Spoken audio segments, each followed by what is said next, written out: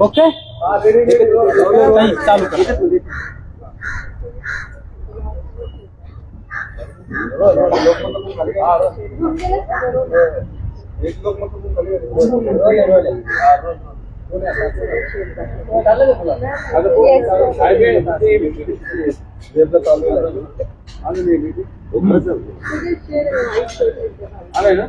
चल चालू करू बाई पटकन.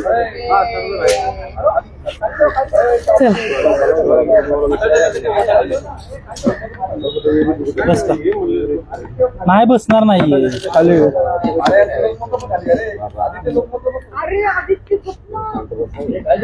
दिसेल रे दिसेल कळणार तुझ्या ऑफिसला तुम्ही काय.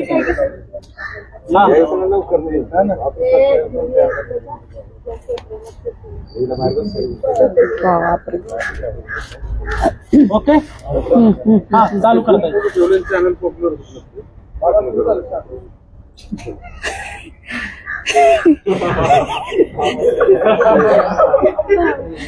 जय महाराष्ट्र. शिवसेना उद्धव बाळासाहेब ठाकरे पक्षाच्या वतीने या पत्रकार परिषदेत आपल्या सगळ्यांचं स्वागत आहे. खरं तर गेली 8 दिवस एक विषय माझ्याकडून जो सातत्यपूर्ण चालवला जात होता त्याच्यात बऱ्यापैकी खंड पडला होता आणि तो पुन्हा एकदा त्यातला पाठपुरावा करणं गरजेचं आहे म्हणून आपल्या सगळ्यांशी आता बोलत आहे. खरं तर 16-17 तारखेला खरातला अटक झाली. त्याच्या 1-2 दिवस आधी SIT स्थापन झाली होती. या अटकेच्या नंतर साधारणतः 18 तारखेपासून आम्ही सातत्यानं या विषयातले अनेक कंगोरे लोकांपुढे आणि एकूण माध्यमांपुढे आणायचा प्रयत्न केला. आज 16 तारीख आहे म्हणजे या घटनेला तब्बल 1 महिना पूर्ण होत आहे. मात्र या 1 महिन्यामध्ये पोलिसांपेक्षा अधिक काम माध्यमं आणि आमच्यासारख्या अनेकांनी केलं. पण पोलिसांकडून ती तपासाची गती अजूनही म्हणावी तशी दिसत नाही.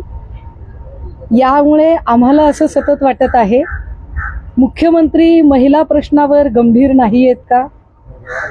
कारण त्यांनी जर गांभीर्य दाखवलं आणि त्याचा वेग वाढवला तर कदाचित दुसऱ्या घटना घडत नाहीत किंवा घडल्या नसत्या. पण ज्या पद्धतीने अमरावती परतवाड्याचं प्रकरण समोर आलं किंवा राज्यातली जवळपास 3 ते 4 स्कॅन्डल बाहेर आली.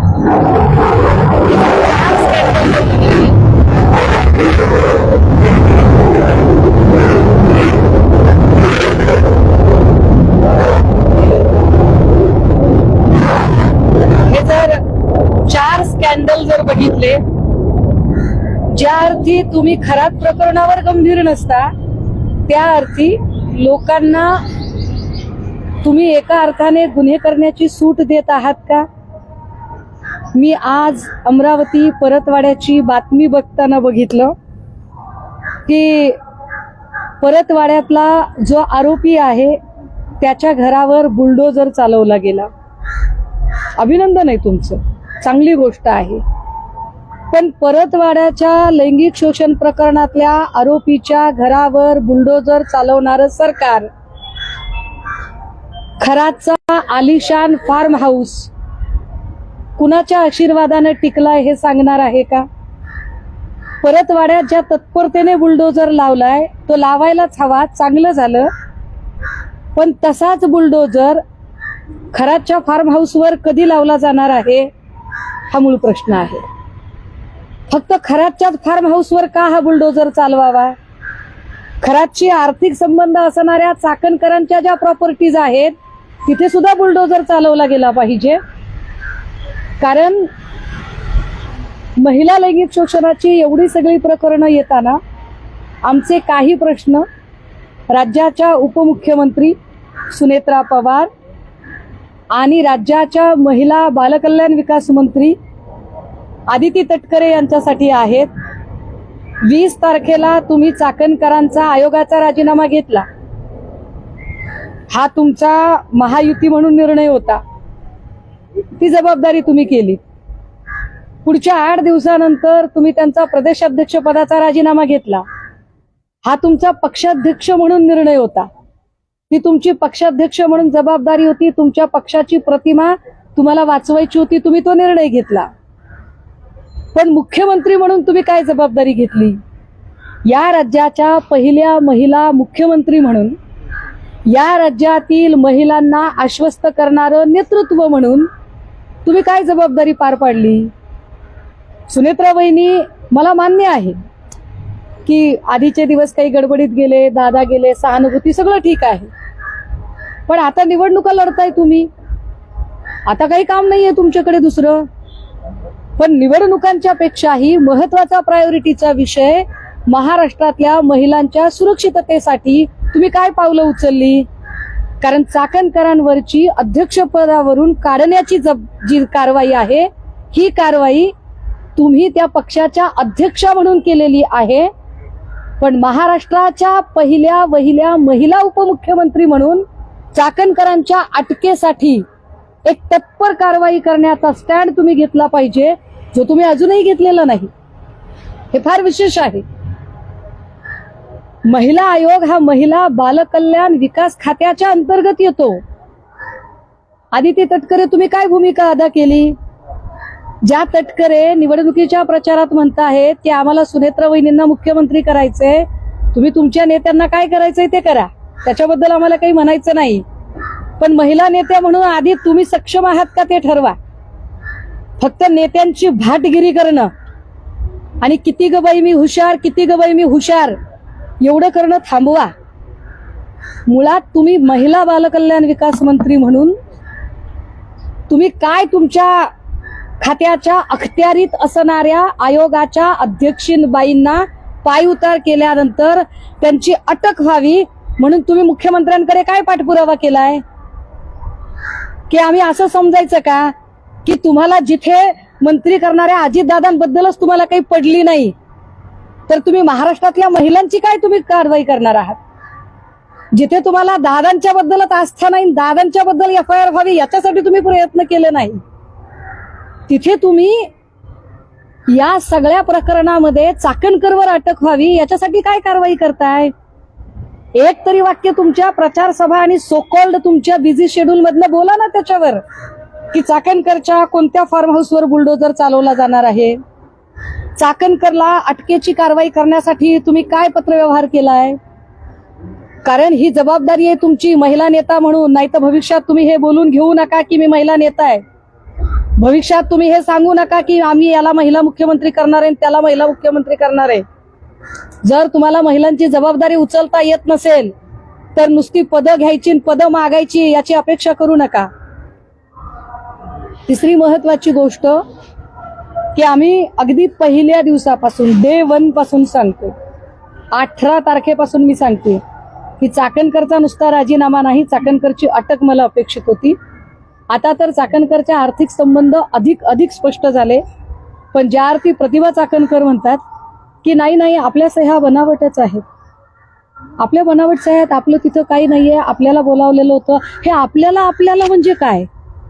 आपल्याला ही कोणती भाषा वापरताय तुम्ही? प्रतिभा चाकणकर जेव्हा 152 खात्यांमध्ये किंवा जे एकूण खाती आहेत त्यात माझी कागदपत्र बनावट वापरली असं जर म्हणत असतील तर KYC करताना OTP कुणाच्या नंबरवरून गेले? मग प्रतिभा चाकणकरला माहित नव्हतं आणि प्रतिभा चाकणकरला बळीचा बकरा बनवला जातंय का? कारण प्रतिभा चाकणकर पेक्षा जास्त इन्व्हॉल्वमेंट ही रुपाली चाकणकरांची आहे. पण रुपाली चाकणकरांचा राजकीय महत्वाकांक्षा, राजकीय मुत्सद्देगिरी याचा बळी प्रतिभा चाकणकर ठरत आहे का? प्रतिभा चाकणकरला पुढे केलं जातंय, तिच्या 14 वर्षाच्या लेकराला पुढे केलं जातंय आणि रुपाली चाकणकर वाचायचा प्रयत्न करते का? मग अशा वेळेला एका 14 वर्षाच्या लेकराची सुद्धा जेव्हा मीडिया ट्रायल होते त्यावेळेला महिला बालकल्याण मंत्री असणाऱ्या आदिती तटकरे तुम्ही कुठे आहात? तुमची भूमिका काय आहे? एरवी तुमचा महिला बालकल्याण आयोग फार असा हात शिवशिवतात ना तुमचे, आहात कुठे तुम्ही? समता पतसंस्थेमधली खाती बनावट आहेत असं जर म्हणायचं असेल तर मग समता पतसंस्थेचं सगळं संचालक मंडळ बनावट आहे का? मग समता पतसंस्थेचा चेअरमन या सगळ्याच्या संदर्भाने पोलिसांच्या भूमिका काय आहेत? प्रतिभा चाकणकरने ज्या पद्धतीने लोकांना बाईट दिला की नाही मला नोटीसच आली नव्हती, मग नोटीस आली नव्हती तर कशाला गेला होतात? असंच तो कोणी पोलिसांना भेटायला जात नाही. आणि जर असं म्हणू आपण की नाही नाही त्यांच्या मनात फारच आपुलकीची आणि कायद्याची चाड वगैरे अशी काहीतरी भावना होती, तर मग ती कायद्याची चाड ज्या क्षणी प्रतिभा चाकणकर आणि रुपाली चाकणकरांची नावं माध्यमांनी घेतली, ज्या क्षणी ही नावं चर्चेमध्ये आली, अगदी त्याच क्षणी या दोघीही पोलिसांना भेटायला का गेल्या नाही? ज्या प्रतिभा चाकणकर दर 3 दिवसांनी नथी आडून तीर मारतायत, ज्या प्रतिभा चाकणकर दर 3 दिवसांनी माध्यमांना ग्राफिक्स बनवून बाईट पाठवतायत, त्या चाकणकर जर एवढ्या धुतल्या तांदळाच्या आहेत तर चाकणकरने एकदा एखादी जाहीर प्रेस घ्यावी आणि या सगळ्या प्रश्नांची उत्तरं द्यावी. जो न्याय अमरावती परतवाडामध्ये बुलडोजर लावण्याचा असतो तोच न्याय चाकणकर आणि अशोक खरातच्या प्रॉपर्टीला लावला पाहिजे. 1 महिन्यापासून तुम्ही खरातचा फार्म हाऊस आम्हाला दाखवताय, पण त्याच्यावर बुलडोजर चालवला जात नाही. याला कृपाशीर्वाद सुनील तटकरेंचा आहे की ठाणेकरांचा आहे? कारण ठाणेकरांचं कनेक्शन पुन्हा पुन्हा पुढे येत आहे. ठाणेकरांच्या कनेक्शन मध्ये अजूनही एकट्या चाकणकरच नाही, ठाणेकरांच्या कनेक्शन मध्ये केसरकरचं अजूनही कुठलीही चौकशी झाली नाही. जो दीपक लोंढे अतिशय जवळचा माणूस आहे, त्या दीपक लोंढेच्या सोबत दीपक केसरकरचे असणारे घनिष्ठतम संबंध बघता केसरकरला अजूनही चौकशीला बोलावलं जात नाही. मुख्यमंत्री साहेब, तुम्ही कुणाला वेड्यात काढताय? कोण कुणाला वेड्यात काढताय ते आम्हाला एकदा कळू द्या. काय चाकणकरांना हा संदेश चाकणकर देतायत का की मी कोणालाच मानत नाही, जुमानतच नाही, मी तटकरे माझा बॉस आहे तर मला कोणीच काही करू शकत नाही, हे सांगायचंय का चाकणकरांना? आणि याला तुमची छुपी मान्यता आहे का? केसरकर आणि दीपक लोंढेचे सतत संबंध पुढे येत आहेत, सतत नव्या गोष्टी पुढे येत आहेत आणि तरी केसरकरला अजूनही चौकशीला बोलावलं जात नाही. फडणवीस साहेब, तुम्ही केसरकरांना वाचवताय का? आणि का वाचवताय? तुमच्या मित्रपक्षाचा आमदार आहे म्हणून? तुम्हाला जर खरंच महिला सुरक्षा, नारी शक्ती वंदना बिल वगैरे जर तुमचं चालू असेल तर तुमच्या नारी शक्ती वंदना बिलामध्ये आधी महिलांना सुरक्षितता द्या, आधी महिलांना संरक्षण द्या, आरक्षणाचं नंतर बघू. आणि महिलांना संरक्षण द्यायचं असेल तर हे केसरकर विसरकर सारखी जी सगळी माणसं आहेत, या माणसांना त्यांची जागा तुम्ही कधी दाखवणार आहात? या सगळ्या प्रकरणामध्ये एकनाथ शिंदेचा संबंध दाखवला गेला, एकनाथ शिंदेचे कॉल दाखवले गेले. त्या CDR वर मी पुन्हा नव्याने बोलेन.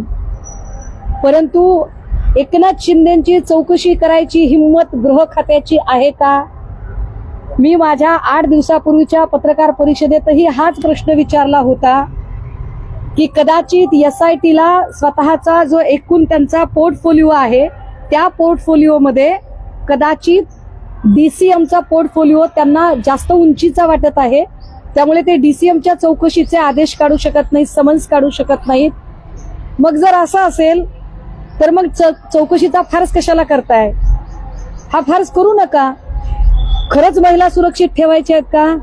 खरंच महाराष्ट्रातल्या एकूण अशा पद्धतीच्या लिंगपिसाड, भोंदू, बुभुक्षित आणि वखवकलेल्या नजरांनी महाराष्ट्रातल्या लेकी बाळींकडे बघणाऱ्या लोकांना कुणीही वाचवू शकणार नाही, कुठलीही राजकीय महाशक्ती वाचवू शकणार नाही, कुणाचाही राजकीय आशीर्वाद असला तर ते वाचणार नाहीत. हा संदेश जर फडणवीस साहेब तुम्हाला द्यायचा असेल तर अजूनही एकनाथ शिंदे आणि दीपक केसरकर यांना चौकशीचे समन्स का नाही? प्रिव्हिलेज देताय तुम्ही. एकनाथ शिंदे आणि दीपक केसरकर यांना प्रिव्हिलेज मिळत आहेत का ते सांगा. सरकारमध्ये असल्याचे प्रिव्हिलेज देत आहात काय? खरात प्रकरणात प्रिव्हिलेजेस झाले ना हे. जर CDR आहे तसं जर सांगितलं जात असेल आणि तुम्ही चौकशीला बोलवत नाही तर प्रिव्हिलेज आहेत.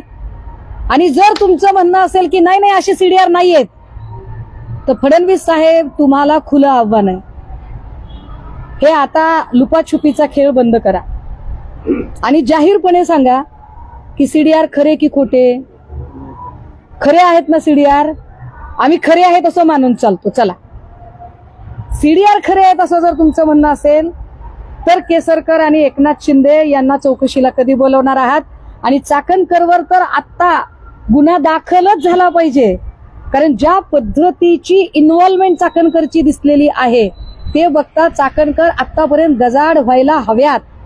पण मी पुन्हा सांगते की प्रतिभा चाकणकरचा बळी दिला जात आहे का रुपाली चाकणकरच्या राजकीय मुत्सद्देगिरी पुढे? कारण सगळं रुपाली चाकणकरांनी केलं, पण कागदोपत्री प्रतिभा चाकणकरांना अडकवण्याचा प्रयत्न असं काही होतंय का? ह्या सगळ्याच प्रश्नांची उत्तरं आणि महत्वाचं की खरातच्या बंगल्यावरचा बुलडोजर कधी चालवला जाणार आहे, समता पतसंस्थेचं काय, हे सगळे प्रश्न आता फडणवीस साहेब असं होऊ नये की तुमच्या प्रामाणिकपणाबद्दल लोकांना शंका याव्या. कारण तुम्ही ज्या पद्धतीने, कारण उगाच असं मांजराने उंदराला सतत सतत खेळवायचं, एकदाच काय तो सोक्षमोक्ष लागू द्या ना, उंदीर सोडून तरी द्या, नाहीतर खटकन खटका पाडा. आणि एकदा काय ते महाराष्ट्राला कळू देत की याच्यामधले कोण कोण आरोपी आहेत, ते याच्यासाठी की पॉलिटिकल प्रिव्हिलेज असेल तर आम्ही वाचू शकतो असा संदेश अजिबात एकाही लिंगपिसाटाकडे जाता कामा नये. कितीही मोठा राजकीय वरदहस्त असला तरी त्याची गय होणार नाही. हा संदेश जर द्यायचा असेल तर चाकणकरच्या अटक आत्ता तात्काळ होणं गरजेचं आहे. एकनाथ शिंदे आणि केसरकर या दोघांच्या चौकशा आत्ता होणं गरजेचं आहे. आणि चाकणकरची प्रॉपर्टी आणि खरातची प्रॉपर्टी या दोन्ही प्रॉपर्टीवर बुलडोजर चालवणं हे सुद्धा तितकंच गरजेचं आहे. हे महत्वाचे मुद्दे. तुम्ही आता रुपाली चाकणकरांवरती आरोप केले, काल त्यांनी 28 दिवसानंतर एक पोस्ट केली, त्यामध्ये त्यांनी म्हटलं की माझ्यावर जेवढे काही आरोप झाले त्या संदर्भातले कुणीही पुरावे देऊ शकले नाहीये. मध्ये एक निनावी पत्र आलं होतं, तो देखील कुठील डाव होता असं देखील नाही. हे काही निनावी पत्राचा जो मुद्दा आहे कदाचित माझ्या आजारपणाच्या काळातला आहे, त्यामुळे मला तो काही माहीत नाही. पण चाकणकरांच्या आर्थिक हितसंबंधांचे पुरावे आता किती अजून समोर आणायचे? तुम्ही समता पतसंस्थेला चक्क खोटं ठरवू पाहताय का? म्हणजे तुम्ही एकट्या वाचण्यासाठी तुम्ही समता पतसंस्थेचं संचालक मंडळ अख्खं पायाखाली घ्यायला तयार आहातच, पण स्वतःची सख्खी बहीण प्रतिभा चाकणकरला सुद्धा तुम्ही पायाखाली घ्यायला तयार आहात. हे फार विशेष आहे.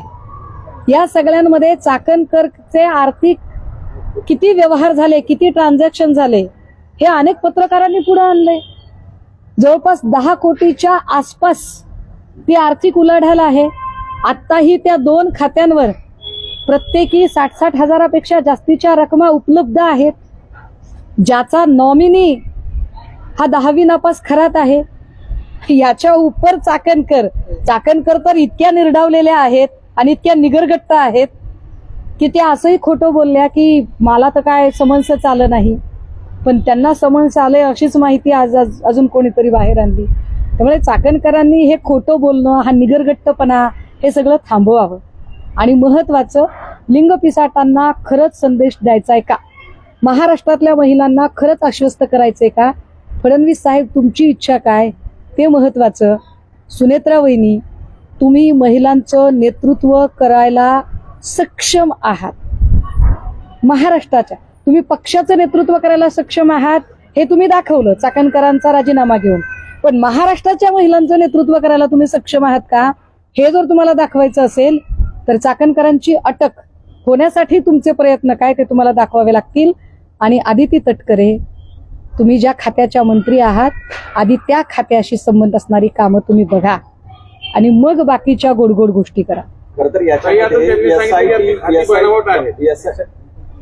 बनावट खाती आहेत म्हणे, आमच्या सहज नाही, ते सगळं बोगस आहे. मग तो पुरावा कसा करायचा? नाही, खाती चोर कधी म्हणणार आहे मी चोरी केली म्हणून? खाती जर बनावट असती तर केवायसी कसं काय झालं? खाती बनावट आहेत याचा अर्थ समता पतसंस्थाच बनावट आहे. याचा अर्थ समता पतसंस्थेचं जे काही संचालक मंडळ आहे ते सगळं फ्रॉड आहे. या सगळ्यांमध्ये चाकणकर केवढा मोठा गुन्हा करतायत चाकणकरांना तरी कळतंय का? कारण या पतसंस्थेमध्ये जेवढा उद्योगपतींचा पैसा असेल कदाचित तेवढाच गोरगरिबांचा सुद्धा पैसा असेल. उद्या जर हे सगळी बँक लिक्विडेशन किंवा याच्यावर काही कारवाया सुरू झाल्या तर गोरगरिबांचा पैसा सुद्धा याच्यातला अडकेल. चाकणकर स्वतःला वाचवण्यासाठी अजून किती खोटं बोलणार आहेत आणि अजून किती, आणि ह्या एवढं खोटं चाकणकर बोलतात लिलया, हसत खेळत माध्यमांशी बोलतात. याचा अर्थ चाकणकर हे डोक्यात पक्का त्यांचा माइंडसेट आहे की काहीही झालं तरी जोपर्यंत तटकरे राजकारणाच्या पटावर ताकदवर आहेत तोपर्यंत आम्हाला धक्का लागणार नाही, कारण आम्ही तटकरे लॉबीचे पाईक आहोत. दुसरी गोष्ट, SIT नेमून 1 महिना झाला, तर सगळा तपास मुख्यमंत्र्यांनी SIT कडे दिला. SIT काय करते मग याच्यामध्ये? सगळं आता हे आरोग्य मुख्यमंत्री बघा, 20 तारखेला जेव्हा चाकणकरांचा राजीनामा झाला आणि माझ्या माहितीप्रमाणे 25 तारखेला वगैरे या सगळ्या संबंधाने मीच माध्यमांशी बोलताना म्हटलं की आपण SIT बद्दल इतक्या लवकर जजमेंटल नको होऊया, आपण जरा त्यांना वेळ देऊ.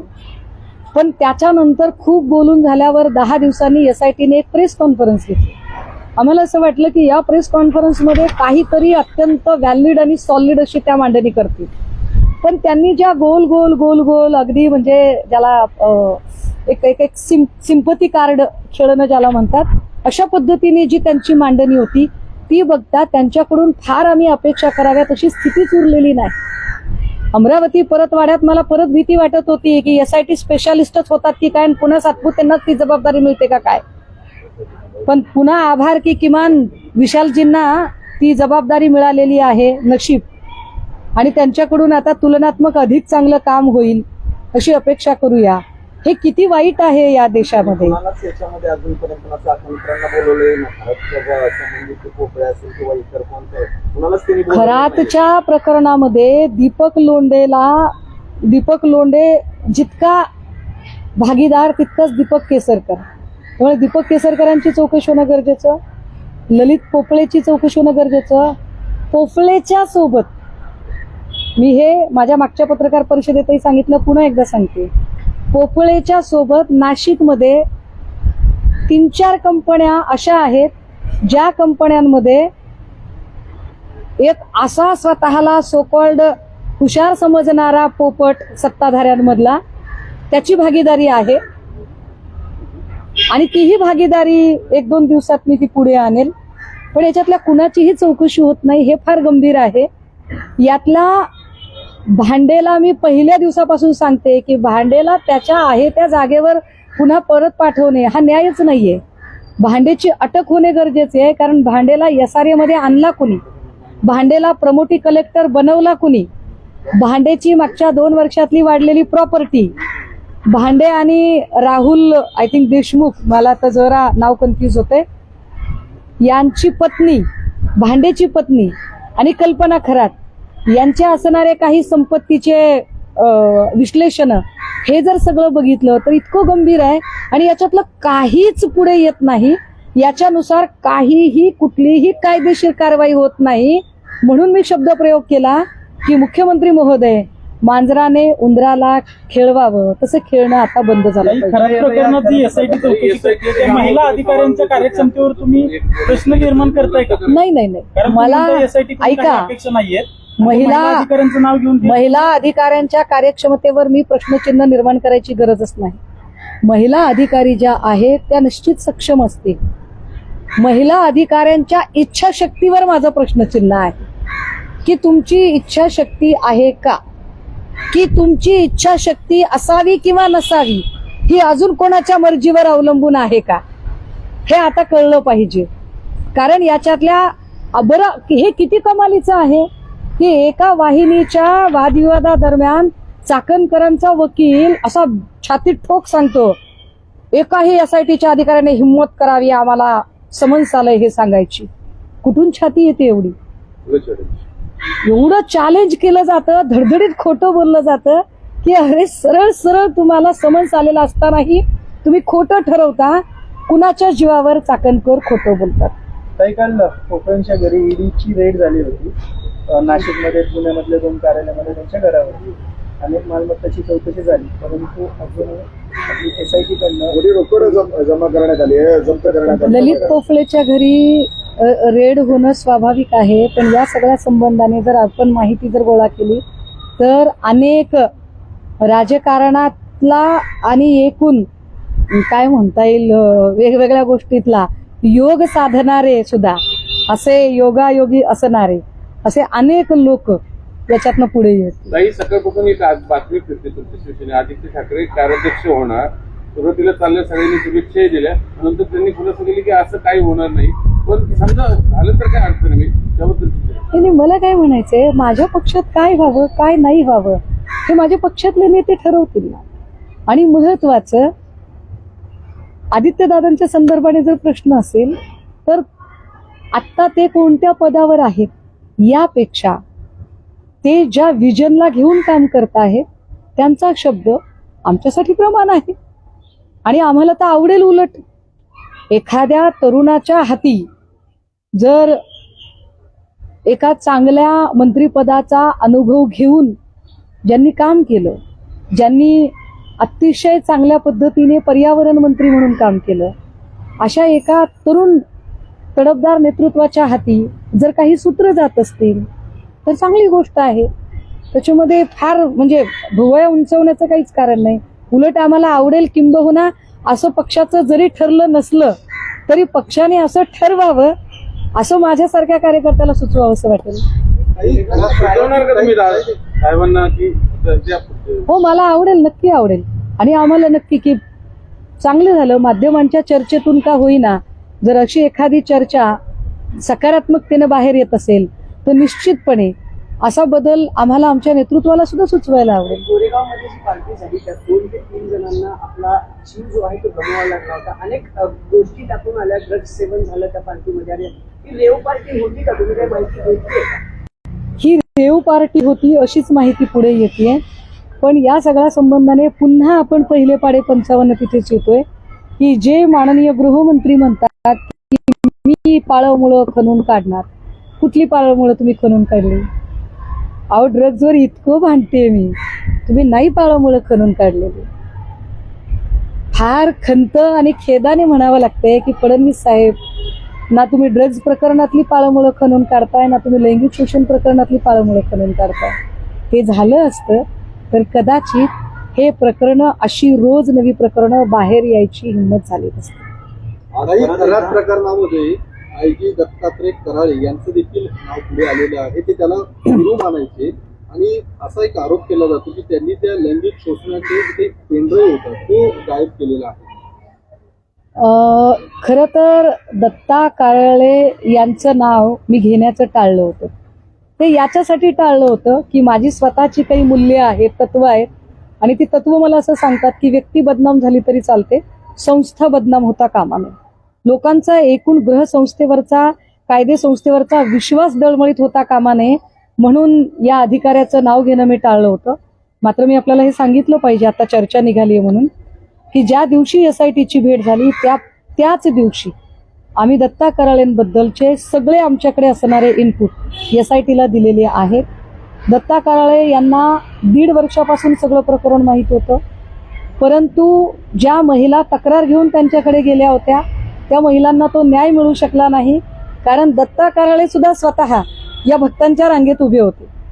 त्यामुळे अशा पद्धतीने जर गृह खात्यावर प्रश्नचिन्ह उपस्थित होत असतील तर माननीय गृह खात्याच्या पोलीस महासंचालकांनी हे प्रकरण गांभीर्याने घेऊन या अधिकाऱ्याची सुद्धा चौकशी होणं गरजेचं आहे. दिले म्हणतात काही, काय नेमकं दिले दत्ता कराळेंबद्दल?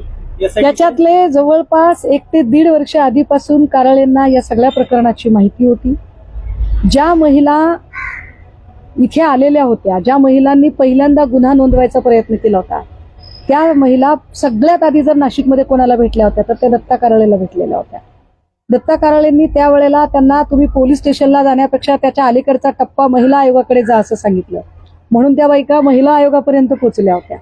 पण महिला आयोगाने हे प्रकरण सॉर्ट आउट करण्याऐवजी हे प्रकरण सेट आउट करायचा प्रयत्न केला. ते सेट आउट करताना त्यांनी पुण्यातल्या 2-3 महिलांची मदत घेण्याचा प्रयत्न केला आणि ज्यामुळे मी जे मागेही म्हटलं होतं की काही जे व्हिडिओज आहेत, जे व्हिडिओज तुम्हाला आता वाटते की अचानक व्हिडिओज व्हायरल कसे झाले, तर व्हिडिओ पोलिसांकडे येण्याच्या आधीच व्हिडिओ काही अशा लोकांच्या हातात गेले की ज्यामुळे त्याचा कंट्रोल गेलेला होता आणि हे सगळं साधारण 1-1.5 वर्षापासून चालू होतं. 1-1.5 वर्षापासून या सगळ्या गोष्टींची कल्पना कारळेंना माहीत होती. उलट ज्यांनी तक्रार केली त्यातला एक जो पुरुष फिर्यादी, याला अतिशय बेदम मारहाण पोलीस स्टेशनमध्ये होणं आणि त्याला तशी मारहाण झाली पाहिजे यासाठी विशेष प्रयत्न हे दत्ता कारळेंकडून झालेले आहेत. त्यांचं म्हणणं आहे की दादांच्या घराबाहेर जी भानामती झाली होती त्यावेळी खरात 17 तारखेला रात्री ठाण्यात होता. दुसऱ्या दिवशी देखील दिवसभर खरात हा 18 तारखेला ठाण्यात होता. एकूण त्यांना काय नेमकं सुचवायचं त्या पद्धतीने त्यांनी हे सगळे आरोप केले? नाही, दमानिया हे एक मराठवाडा नामांतरानंतर न सुटलेला प्रश्न आहे. त्यांना तसे अधूनमधून उपटायची वगैरे लहर येते. त्यांना फार उपटायचा शौक असेल तर माझ्या गावाकडे भुईमुग उपटायला नेईल मी कधीतरी. पण त्यांनी केलेले आरोप मात्र गंभीर आहेत आणि ते आरोप जेव्हा ते ठाणे म्हणतायत तेव्हा ते थेटपणे एकनाथ शिंदे यांच्याकडे अंगुली निर्देश करणारे आरोप आहेत. त्यामुळे म्हणूनच मगाशी मी म्हटलं की एकनाथ शिंदे, दीपक केसरकर यांचं जर फोन कॉन्व्हर्सेशन खरात सोबतचं आहे तर या लोकांची सुद्धा चौकशी झाली पाहिजे. त्यांनी सगळ्यात जास्त कॉल रेकॉर्डिंग 22-23च्या आसपास चाकणकरांचे झाले. 2 वेगवेगळ्या सीम वरून झालेलं कॉल रेकॉर्डिंग असं तुम्ही म्हटलं. त्यांच्याशी बोलत होते. याचाच अर्थ बघा की चाकणकर किती खोटं बोलत आहेत. की ज्या चाकणकर म्हणतात की व्यक्तिगत आयुष्यात गोंडगाय करतो दादा, आपल्याशी काही संबंध असत नाही, पण त्याच चाकणकर बाई जर अगदी खरातला घटना घडेपर्यंत अटकेची कारवाई होईपर्यंत त्या शेवटच्या क्षणापर्यंत जर त्या संपर्कात असतील तर चाकणकर किती जास्त इन्व्हॉल्ड आहेत. आणि म्हणून मी म्हणते की प्रतिभा चाकणकरचा याच्यात बळी दिला जातोय स्वतःची राजकीय कारकीर्द वाचवण्यासाठी. त्यामुळे 6 आरोपी रुपाली चाकणकरांना सध्या तरी चित्र असंच आहे. परंतु जर हे असंच राहणार असेल तर मात्र इतके दिवस आम्ही पत्रकार परिषदा, पुरावे समोर आणणं असं सगळं करत आहोत. अजून आम्ही 8-15 दिवस वाट बघू. पण 8-15 दिवसानंतर अजून आमची 8-15 दिवस संयमाने वाट बघायची तयारी आहे. पुढे काय काय 8-15 दिवसानंतर मात्र मग आम्हाला रस्त्यावरची लढाई लढावी लागेल आणि चाकणकरच्या विरोधात रस्त्यावर उतरावं लागेल. काय असतं